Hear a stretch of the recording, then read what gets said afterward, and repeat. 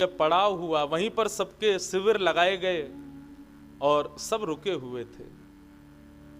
चर्चाएं आदि सब चल रही थी। राव दूधा जी भोजन के लिए बैठे, तभी उन्होंने कहा, मीरा कहाँ है, बुला के लाओ। सबने ढूंढा लेकिन पूरे शिविर में मीराबाई नहीं मिली। तब किसी ने देखा कि वहीं पीछे एक नदी थी और उस नदी के ऊपर चट्टान के ऊपर मीराबाई बैठी।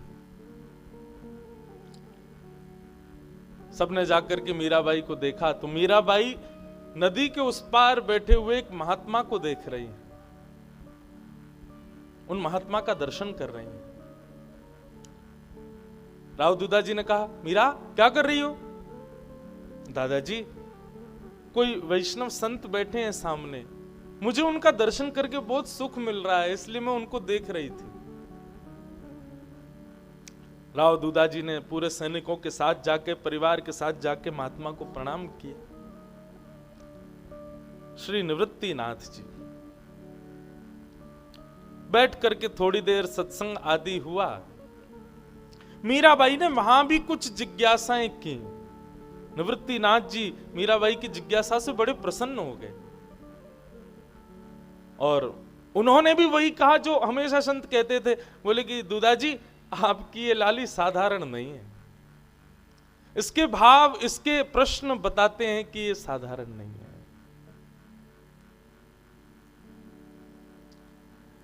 राव दूधा जी ने कहा, भगवान अगर आप कृपा करें तो आप भी हमारे साथ डाकोर जी यात्रा पर चलें, बीच में एक सत्संग होता रहेगा, अच्छा लगेगा। बंधु, एक बात आप हमारी बहुत ध्यान से समझ लीजिएगा। आपको ठाकुर जी प्रिय लगते हैं तो आपके हृदय में क्या भाव आएंगे मुझे नहीं पता, पर ठाकुर जी को आप प्रिय लगते हो तो निश्चित है कि आपको वैष्णव संत और सत्संग इनमें बड़ी रुचि हो जाएगी। आप राव दूधा जी को देखिए, मीराबाई के पूरे परिवार को देखिए, वे कभी भी प्रायोरिटीज के रूप में संसार को नहीं रखते। सदैव संत हो, सदैव सत्संग हो, सदैव वैष्णव वार्ता हो, इसी को ही प्रधानता देते हैं। अब हम लोग यात्रा में कहीं जाएं, हम क्यों चाहेंगे कि बीच में हम कथा ही सुने? हम तो गाने चलाते हुए जाते हैं गाड़ियों में, गाने सुनेंगे, कुछ भी उधम करते हुए, नाचते गाते हुए, खेलते कूदते हुए जाना प्रिय लगता है। परंतु राव दूधा जी राह में मिले एक साधारण संत जिनसे कोई परिचय भी नहीं है, बस उनसे निवेदन कर दिया आप चलो संग में, ताकि बीच बीच में जहां पड़ाव पड़े तो आपका भी सत्संग सुनने को मिलेगा। ये ठाकुर जी आपसे प्रेम करते हैं तभी ऐसा होता है, संतों के प्रति ऐसे भाव तभी प्रकट होते हैं। हमारे अष्ट सखा कहते हैं, गिरधर जब अपनों करी जाने, ठाकुर जी ने आपको अपना बनाया कब जानो? बोले ताको मन भक्तन की सेवा, संत चरण रज सदा लुभाने, गिरधर जब अपनों करी जाने। माफ कीजिएगा बंधु, लेकिन आपकी किसी भी स्थिति में आप वैष्णवों के प्रति, संतों के प्रति, भक्तों के प्रति ज्यादा निष्ठा आपके हृदय में प्रकट नहीं हो पाती है, तो इससे आप संकुचित मत होइएगा, पर प्रयास करना कि प्रकट हो, क्योंकि वो जब प्रकट होती है तब ही ऐसा संभव हो सकता है कि ठाकुर जी आपसे प्रेम करते होंगे। निश्चित है। श्री निवृत्तिनाथ जी राव दूधा जी के उस यात्रा में संग हो लिए। मीराबाई ने निवृत्तिनाथ जी से कहा, भगवान हम डाकोर जी क्यों जा रहे हैं? निवृत्तिनाथ जी बोले, हम भगवान का दर्शन करने जा रहे हैं। बोले, जोशी जी कथा में बताते थे कि भगवान तो सब जगह रहते हैं, जड़ चेतन आकाश पृथ्वी जंगम खम्बायु अग्नम सलिलम महिम, जब भगवान सब जगह है, फिर एक उस ठाकुर जी को देखने के लिए हम डाकुर जी क्यों जा रहे हैं? निवृत्तिनाथ जी बड़े प्रसन्न हो गए। मतलब रोज के सत्संग का विषय मीराबाई ही देती है निवृत्तिनाथ जी को, और छोटी सी मीराबाई का भाव सुनकर के निवृत्तिनाथ जी बोले, बैठो मीरा मैं सुनाता हूं। ठाकुर जी हैं तो सब जगह, लेकिन कहीं कहीं भक्तों की प्रेम लक्षणा भक्ति पर ठाकुर जी जब कृपा करते हैं और कृपा करके अपने भक्त के लिए कहीं विराजमान हो जाते हैं, तो वैष्णव लोग आस्था को और अपने भाव को और पुष्ट करने के लिए उस स्थान का दर्शन करते हैं। बेटी, ऐसे स्थान विश्वास को और दृढ़ करते हैं, इसलिए ऐसे स्थानों पर जाना चाहिए। भगवान है तो सब जगह, लेकिन हमारे भीतर विश्वास दृढ़ हो, उसके लिए ऐसे तीर्थों में हमें जाना चाहिए। कथा है डाकोर नगर के एक गृहस्थ जीवन जीने वाले वैष्णव की, जो कि हर एकादशी पर द्वारिका जाते हैं और द्वारिका जाकर के ठाकुर जी का दर्शन करते, रात भर जागरण करते द्वारिकाधीश के सामने बैठ करके, और जागरण करने के पश्चात फिर वापस डाकोर जी आते। धीरे धीरे ये क्रम करते करते करते करते वो वैष्णव वृद्ध हो गया। ये निवृत्तिनाथ जी ये कथा सुना रहे हैं मीराबाई को। वैष्णव वृद्ध हो गया। अब वृद्ध हो गया तो पहले जैसी ऊर्जा नहीं रही, जाने में इतनी दिक्कत भी होती थी। कई बार तो एकादशी पूर्ण हो जाती, द्वादशी लग जाती, बेचारे तब पहुंचते, आके फिर ठाकुर जी से क्षमा मांगते, भगवान मेरा नियम थोड़ा सा टूट रहा है, क्या करूं, वृद्धावस्था हो गई है मेरी, अब मैं ज्यादा कुछ कर नहीं पाता, भगवान अब क्या बताएं, डाकोर जी से द्वारिका इतना दूर भी तो है। एक दिन एकादशी के दिन वो वैष्णव जब द्वारिका पहुंचे तो रात्रि में जागरण करते करते करते करते उनके नेत्र बंद हो गए, और बंद होते उनके चित्त में ऐसा भाव आया कि श्री द्वारिकाधीश उनके गले लग गए हैं और उनके साथ उनकी बैलगाड़ी में बैठ करके डाकोर जी जा रहे हैं। ये दृश्य जैसे उनको अपने चित्त में दिखा, वो भाव नेत्र खोल करके जब उन्होंने अनुभव किया, बोले कि कहीं ठाकुर जी आज्ञा तो नहीं कर रहे कि तू मुझको ले चल। अरे ये पाप नहीं कर सकता मैं, पुजारी मुझे बहुत मारेंगे, जान से मार देंगे मुझे। लेकिन मन में सोचने लगे ज्यादा से ज्यादा क्या होगा, मरूंगा, लेकिन अपने ठाकुर को एक बार गले तो लगा लूंगा। अरे साहस कर लूं, पूरा जीवन तो मैंने व्यतीत कर दिया एकादशियां यही मना करके, अब ये भाव मेरे हृदय में आया, इसका मतलब द्वारिकाधीश आज्ञा दे रहे हैं। अपना नाम लेकर के बोले आज पीछे मत हट। अरे किससे डरता है तू, द्वारिकाधीश तेरा स्वामी है, उसके आगे किससे डरता है तू, आज थोड़ा साहस कर ले, ठाकुर जी को लेके भाग चलते हैं ठाकुर जी। और अर्धरात्रि का समय जैसे तैसे करके मंदिर के अंदर प्रवेश कर गए, सामने शंख चक्र गदा पद्मधारी चतुर्भुज द्वारिकाधीश का दर्शन किया। आहा, मन में पहले विचार करने लगे ये तो बड़े भारी होंगे, इनको कैसे उठाऊं, लेकिन जैसे ही अंक में भर के उठाया तो मानो ठाकुर जी कोई 2 महीना के बालक के समान हल्के हो गए, पहले से तैयार बैठे थे, ले चल मुझे। गोदी में लेकर के आए, आकर के अपनी जल्दी से चुपचाप, अभी अर्धरात्रि का समय कोई उठा नहीं होगा, धीरे धीरे ब्रह्म मुहूर्त का समय हो रहा था, मंगला की आरती का समय होने वाला था, जल्दी से लेकर के आए, अपनी बैलगाड़ी में ठाकुर जी को लिटाया, अपने पटके से उनको ढक दिया और लगे अपने बूढ़े बूढ़े बैलों को चलाने। चिंता भी हो रही है मन में, धक धक भी चल रही है, श्वास भी ली नहीं जा रही, वृद्धावस्था है। प्रसन्न भी हो रहे हैं कि ठाकुर जी मेरे साथ चल दिए, लेकिन दुखी भी हो रहे हैं, बोले पुजारियों को जब पता चलेगा तो मेरा हाल क्या होगा। हे द्वारिकाधीश, मैं तो आपकी आज्ञा मान के आया हूं, हे द्वारिकानाथ, हे मेरे जगन्नाथ, मेरी रक्षा करना। मीराबाई कथा सुन रही है और सुनकर के बार बार ताली बजाती है, नेत्रों से कभी आंसू आ जाते, पहुंच करके सुनती है। फिर क्या हुआ, बोले वो वैष्णव ठाकुर जी को लेकर के जाने लगा। इतने में ही द्वारिकाधीश के मंदिर में पुजारियों ने जब प्रवेश किया, हल्ला मच गया पूरी द्वारिका में, ठाकुर जी चोरी हो गए, ठाकुर जी चोरी हो गए, ठाकुर जी को कोई ले गया। पूरी द्वारिका की खोज की गई, कौन था रात्रि में यहां पर, तो पता चला कुछ वैष्णव जागरण कर रहे थे। तभी उनसे पूछताछ हुई तो वो बोले एक हमारे साथ डाकोर जी का भक्त था, वो नहीं मिल रहा है, बाकी सब यही है। अपने अपने घोड़ों पर बैठ करके लोग दौड़े डाकोर जी के मार्ग पर।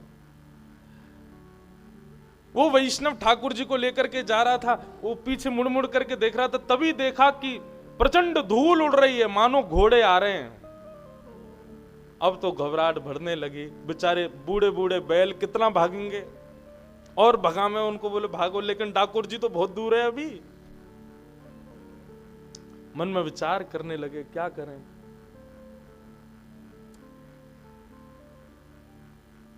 हे द्वारिकाधीश कृपा करो। तभी एक बावड़ी, एक तालाब जैसा रास्ते में दिखाई दिया, और उनके हृदय में तुरंत चेतना आ गई कि मैं ठाकुर जी को लेकर के नीचे इसमें विराजमान करके और मैं खाली बैलगाड़ी लेके आगे बढ़ूंगा। जब बैलगाड़ी में कोई दिखेगा नहीं तो सैनिक छोड़ देंगे, जब सैनिक भाग जाएंगे तब लेके फिर चला जाऊंगा। ठाकुर जी को गोद में उठाया, नीचे बावड़ी में ले जाकर के एक झरोका सा था, वहां जाकर के द्वारिकाधीश को विराजमान कर दिया और वापस बैलगाड़ी में आकर के आगे बढ़ने लगे। इतने में ही वे सब द्वारिका के सैनिक हों, पुजारी हों, वे सब घोड़े पर चढ़ के आ गए। ए कहां जा रहे हो? बोले एकादशी का जागरण था, करके वापस डाकोर जी जा रहा हूं। बोले ठाकुर जी चुराए तैने? तो नहीं भगवान, मैं क्यों चुराऊंगा ठाकुर जी को, तलाशी करो इसकी। उसकी बैलगाड़ी उठा के सब जगह से देखा तो घास फूस सब उठाई, तभी वहां पर द्वारिकाधीश की पीतांबरी दिखाई दे गई, पटका दिखाई दे गया। और पटका देखते ही बोले ये पटका किसका है? फिर पटका देखते ही हाथ पांव कांपने लगे। जैसे ही हाथ पांव कांपते हुए देखे, बोले इसी ने ही चोरी किए, ठाकुर जी कहीं रख दिए, पूछो इससे। एक दो बार पूछा, नहीं बताया तो सबने उसको बहुत मारा। मीराबाई जोर जोर से रोने लगी सुन करके, अरे वो क्यों मार रहे हैं उनको? ठाकुर जी भी तो उनसे राजी हैं, उनके साथ जाना चाहते हैं, फिर वो क्यों मार रहे हैं उनको? निवृत्तिनाथ जी शांत करें, बोले मीरा सुनो, आगे सुनो। बहुत मारा, लहूलुहान हो गया वो वैष्णव। जब रक्त निकलने लगा तब हाथ जोड़ करके मुस्कुराने लगा, बोले कोई बात नहीं, मेरे प्राण निकल जाएं, लेकिन मेरी अंतिम इच्छा पूर्ण हो गई ना, द्वारिकाधीश को मैंने गले लगा लिया, अब भले ही मेरे प्राण निकल जाए। इतने में ही उस बावड़ी में से आवाज आने लगी, अरे मूर्खों, तुम मेरे भक्त को मान रहे हो? क्या तुम्हें पता नहीं कि भक्त और भगवान में अंतर नहीं होता? तुम उसको मार रहे हो, क्यों मार रहे हो? वो मुझे लेकर के नहीं जा रहा है, मैं उसके साथ जाना चाहता हूं, मेरी इच्छा है उसके साथ जाने की। और तुम लोग जो उसको पीड़ा दे रहे हो, उस पीड़ा का परिणाम देखो, मेरे भी अंग से रक्त निकल रहा है, पूरी तालाब का रंग रक्त वर्ण का हो गया है। जब ये स्वर सुना, सब पुजारी और सैनिकों ने जाकर के जब बावड़ी में देखा तो पूरी बावड़ी का रंग रक्त वर्ण का हो गया।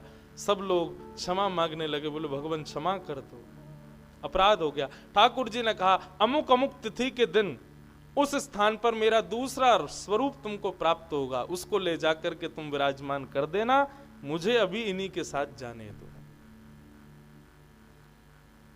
तब वो वैष्णव, उसके पूरे हाथ पैर सब जगह जख्म हो गया था, नीचे गया, जाकर के द्वारिकाधीश को देखा।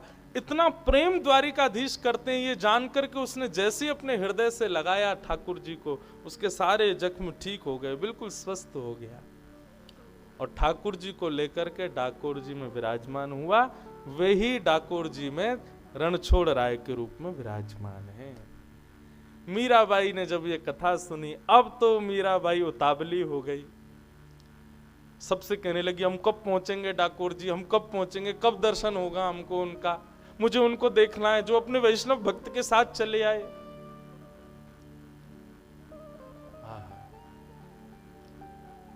ऐसे निवृत्तिनाथ जी मीराबाई के जीवन में भक्ति को और पुष्ट करने के लिए पधारे और सब वैष्णवों के साथ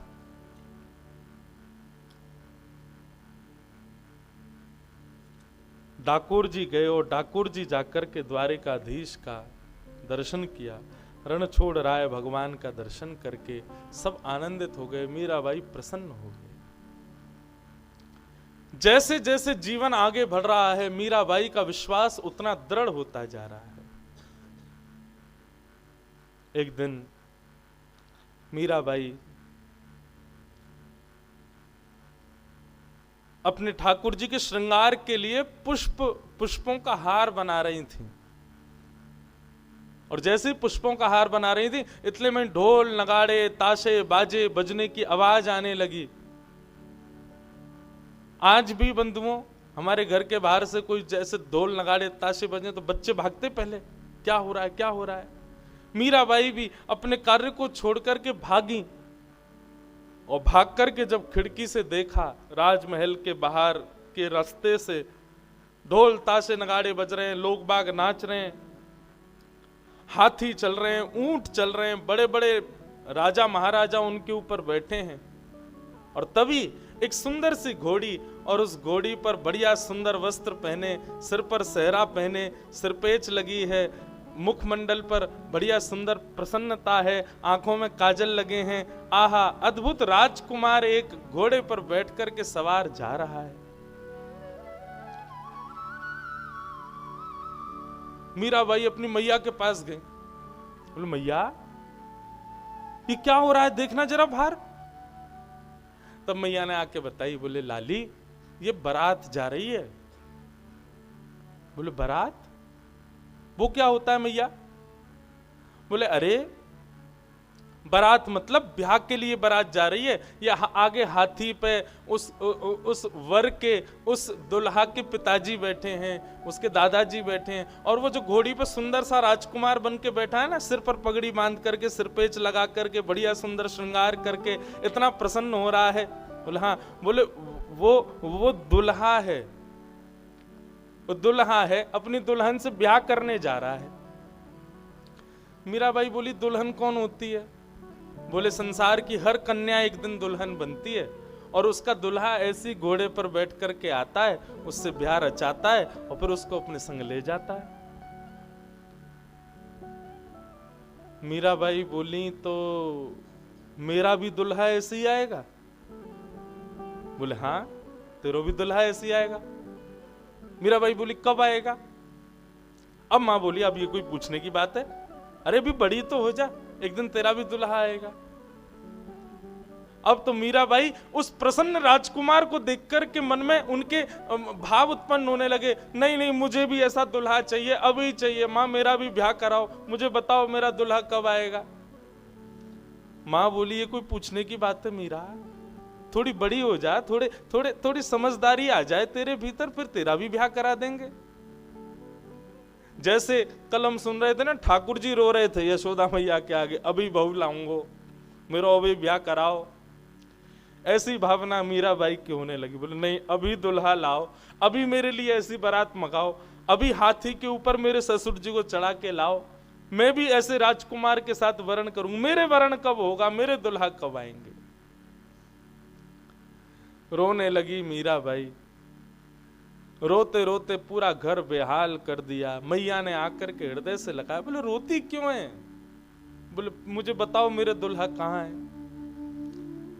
मां ने सोचा क्या करूं, इतना रो रही है, इतनी परेशान कर रही है। तभी सामने चौकी पे बैठे मीरा के गिरधर, उनकी ओर दृष्टि पड़ी मां की। अरे देख देख देख देख, देख इधर आ, देख तेरा दुल्हा मिल गया मुझे। कहाँ है मां, कहाँ है कहाँ है कहाँ है।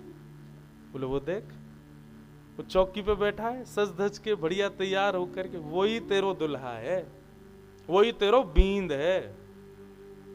राजस्थानी में दुल्हा को बोलते हैं बींद, और तू वाकई बींदड़ी है, यही तेरो बींद है। मीराबाई बोली ये तो मेरो गिरधर है, ये तो मेरो गोपाल है। बोले नहीं नहीं मीरा, यही तेरो बींद है। बोले सच? बोले हाँ सच, यही तेरो बींद है। अब तो मीराबाई ने आज तक तो ठाकुर जी को देखती ही थी, पर आज जब मैया ने ऐसा कहा कि यही तेरे पति हैं, इस भाव को सुनकर के जब मीराबाई ने ठाकुर जी को देखा तो आज ठाकुर जी थोड़े और प्रसन्न दिखाई दे रहे हैं। आज गिरधर लाल थोड़े और आनंद में दिखाई दे रहे हैं। मीराबाई तो प्रसन्न हो गई, आनंद में भर गई।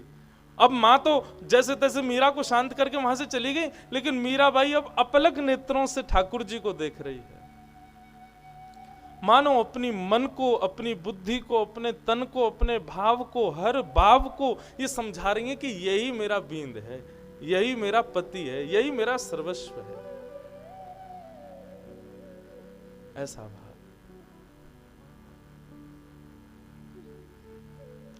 अब तो बींद मिल गया मीराबाई को, उन्हीं को देखती हैं, उन्हीं को सिहाती हैं, उसी भाव से दर्शन करती हैं। गिरधर जन्म मरण रासा थी, मीराबाई का भाव है। अब तो ठाकुर जी को देखती हैं और मन में भाव करती हैं, अब तो मतलब मृत्यु पर्यंत ये मेरे संगी रहेंगे, यही मेरे बींद हैं। बहुत सुंदर।